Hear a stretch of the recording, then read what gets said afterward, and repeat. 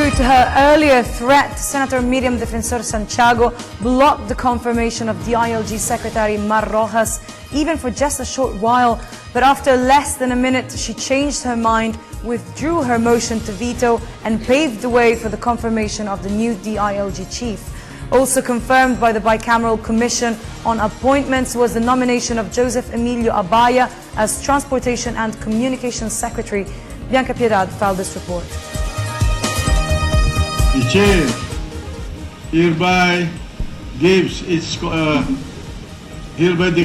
that the Commission hereby gives its consent to the appointment order. The Commission on Appointments finally hands over the reins of the Interior and Local Government and Transportation and Communication portfolios to Secretary Mar Rojas and Cavite Representative Jun Abaya. Abaya sails through his confirmation as the new DOTC Secretary after no one from the powerful Commission posed objection to his appointment. Rojas, on the other hand, hits a snag on the committee level because of some issues raised against him, including the overtime pay of Bureau of Immigration employees. Meanwhile, everyone waited with bated breath as Senator Miriam Santiago fulfilled her earlier threat at the plenary. She vetoed Rojas' confirmation because of the latter's failure to attend her investigation on resigned DILG Undersecretary Rico Puno last Friday.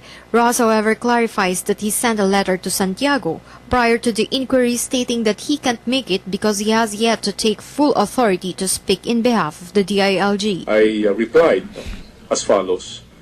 Dear Senator Ma'am Miriam, thank you very much for your invitation to your committee's hearing on Friday, 14 September. As you may know, I have not yet passed through the required confirmation process by the Commission on Appointments. Accordingly, I am not, as of yet, officially the DILG Secretary. But after a moment of handshakes between Senator Santiago and former DOTC Secretary Rojas and Senator Tito Soto, the lady senator withdraws her motion against Rojas' confirmation. My high intelligence quotient dictates that I should reconsider and therefore withdraw my motion to suspend. Others who were also in attendance in the plenary heave a sigh of relief upon hearing the lawmaker's decision to drop her motion.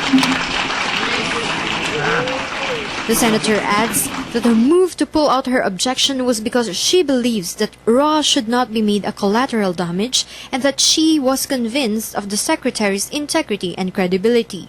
Just the same, DILG Secretary Rojas and DOTC Secretary Abaya expressed their gratitude at the renewed trust that was given to them. I thank the good senator for her assessment. No? Nonetheless, having been a senator, having been a legislator both at the House and at the Senate, being familiar with the CA process, having been a member of the CA myself. Nagpapasalamat ako sa Senado at sa ating members of Commission on Appointments at nabigyan tayo ng consent po dito. Definitely, ang unahin po natin ay pag-aralan talaga yung trabaho na malaking task po to, maraming ahensya. For People's Television, Bianca Piedad.